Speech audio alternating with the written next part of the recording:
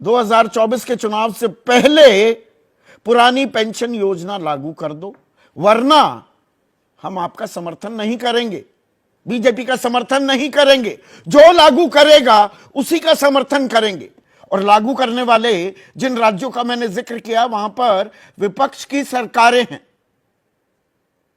और यह सिलसिला यही नहीं थमता, अब इसमें डिफेंस और रेलवे के कर्मचारी भी जुड़ गए हैं। और रेलवे फौज के साथ साथ सबसे बड़ा एम्प्लॉयर है। 13 से 14 लाख कर्मचारी रेलवे के हैं। और रेलवे के 14,82,000 पेंशनर्स भी हैं। डिफेंस में यह आंकड़ा 36 लाख का है।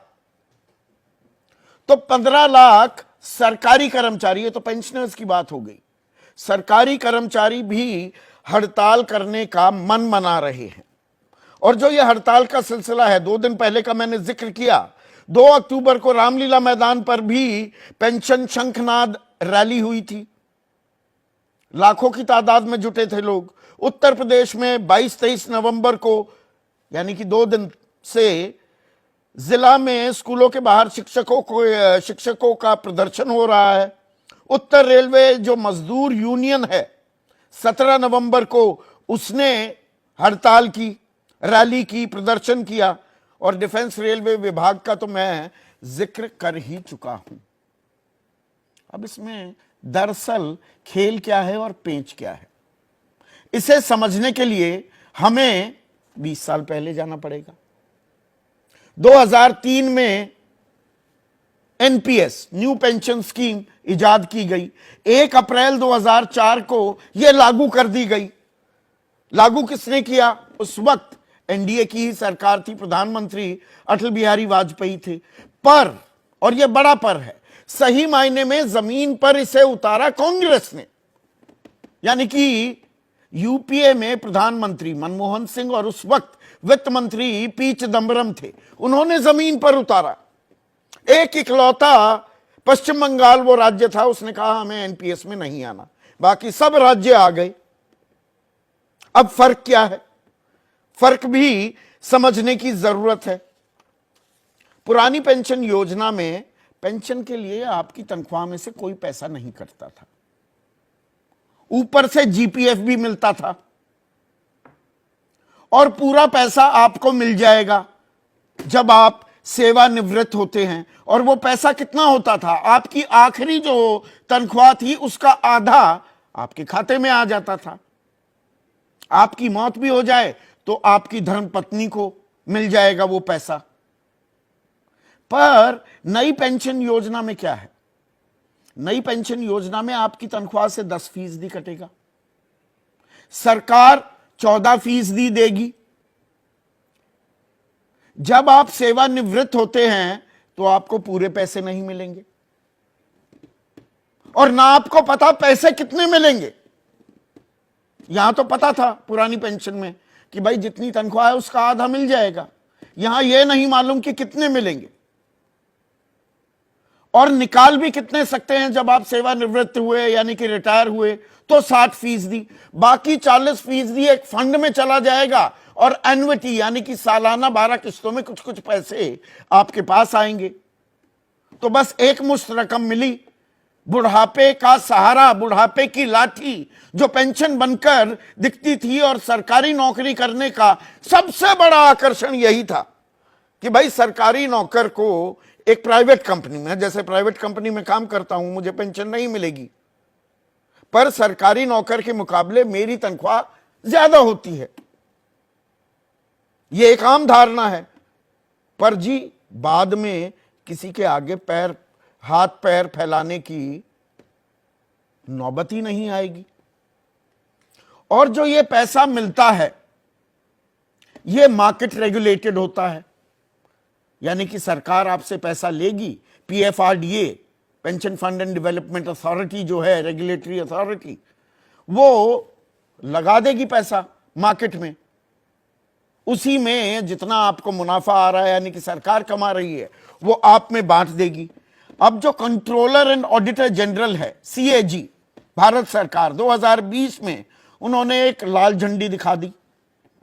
उन्होंने कहा lack of evaluation of funds and schemes under the national pension scheme for government employees.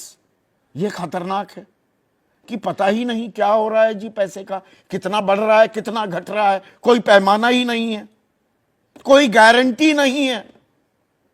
National human rights commission, राष्ट्रीय मानवाधिकार आयोग ने भी कहा कि भाई जो सरकारी कर्मचारी हैं उनके हितों की रक्षा के लिए एनपीएस को त्याग दीजिए, पर सरकार त्यागने को तैयार नहीं है। प्रधानमंत्री नरेंद्र मोदी साफ कह चुके हैं कि राजनीतिक वैचारिक मतभेदों को अलग रखकर कहना चाहता हूं कि देश की आर्थिक सेहत से खिलवाड़ मत कीजिए। आप कोई ऐसा पाप मत कीजिए कि आपके बच्चों के अधिकारों को छीन ले, कि इतना बोझ पड़ जाएगा व्यवस्था पर, पड़ रहा है। अगर हम पुरानी पेंशन योजना बहाल कर देते हैं तो बेड़ा गर्क हो जाएगा, अर्थव्यवस्था चल ही नहीं पाएगी। उनके सुर में सुर मिलाया योजना आयोग होता था पहले, जो आज की तारीख में नीति आयोग है। मोंटेक सिंह अहलुवालिया उपाध्यक्ष थे, और खास बात ये यूपीए के टाइम पर जब मनमोहन सिंह प्रधानमंत्री थे, उनका यह मानना है कि ओल्ड पेंशन स्कीम बेतुकी है और भविष्य में कंगाली लाने वाली है।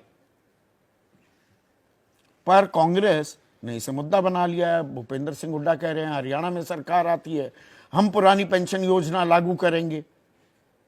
अखिलेश यादव उत्तर प्रदेश में कह रहे हैं मेरी सरकार आती है। ये 2022 में कहा, सरकार तो नहीं आई लेकिन हम ओल्ड पेंशन स्कीम लागू करेंगे। और अब ऐसे में आरएसएस का भी कूद जाना क्या चेता रही है सरकार को आरएसएस, या वो 1885 में जब कांग्रेस बनी थी उसको लेकर आपने इतिहास की किताबों में पढ़ा होगा, प्रेशर वॉल्व थियरी, कि भाई बहुत ज्यादा दबाव बनने लगे तो एक कहीं से थोड़ा सा प्रेशर निकालने का तरीका भी इजाद कर लिया जाए। तो सरकार घेरे में है, थोड़ा सा प्रेशर हटा रहा है क्या भारतीय मजदूर संघ, ये कहकर कि 24 तक लागू कर दो वरना जो लागू करेगा उसी के साथ जाएंगे। अब सरकार ने एक कमेटी भी बना रखी है रिव्यू करने के लिए, पर रिव्यू क्या किया जा रहा है, एनपीएस की, एनपीएस को दुरुस्त और कैसे किया जाए। अब एनपीएस की भी एक कहानी बताता हूं आपको। उत्तर प्रदेश में हमने कई केस स्टडीज करवाई। एक प्रोफेसर साहब रिटायर हो गए, शिक्षक थे, 82,000 रुपए की तनख्वाह, एनपीएस में पेंशन उनकी बंधी 2,100 रुपए। एक और टीचर 76,000 रुपए आखिरी तनख्वाह थी और उनको मिले 1,700, या मिल रहे हैं 1,700, किसी को 1,100 रुपए मिल रहे हैं। और उधर हिमाचल में जहां पुरानी पेंशन योजना बहाल कर दी गई है, हेमराज ठाकुर नाम के एक कर्मचारी रिटायर हुए, वन विभाग में काम करते थे, एनपीएस में 4100 रुपए की पेंशन मिलती थी, 4100। और पुरानी पेंशन योजना बहाल होते ही अब उनको मिलने लगे 32,000 रुपए। तो ये किसी भी सरकारी कर्मचारी के लिए बहुत बड़ा फर्क है, बहुत बड़ा अंतर है। पर इसमें एक और पेंच है, और पेंच क्या, जो पीएफआरडीए है, पैसे तो उसमें जाते हैं। अब राजस्थान हो, छत्तीसगढ़ हो, पंजाब हो, हिमाचल हो, उनके पैसे तो वहीं पड़े हुए हैं। और केंद्र सरकार, उसमें चाहे वित्त मंत्री हो, वित्त सचिव हो, उन्होंने साफ कर दिया ये पैसे हम वापस नहीं दे सकते, कानून ही नहीं है जी, पैसे कैसे वापस दिए जाए। अब 35,000 करोड़ रुपया सरकारी कर्मचारियों का पीएफआरडीए में फंसा हुआ है जो राजस्थान में काम करते हैं। 17 से 18,000 करोड़ रुपए वो छत्तीसगढ़ पंजाब के हैं, 7-8 हजार करोड़ रुपए के करीब हिमाचल के हैं।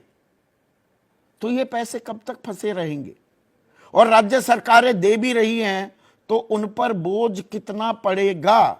हिमाचल में तो ओन टैक्स रेवेन्यू, जो सरकार का खुद का राजस्व है, उसका 79% तक पेंशन देने में ही जा रहा है।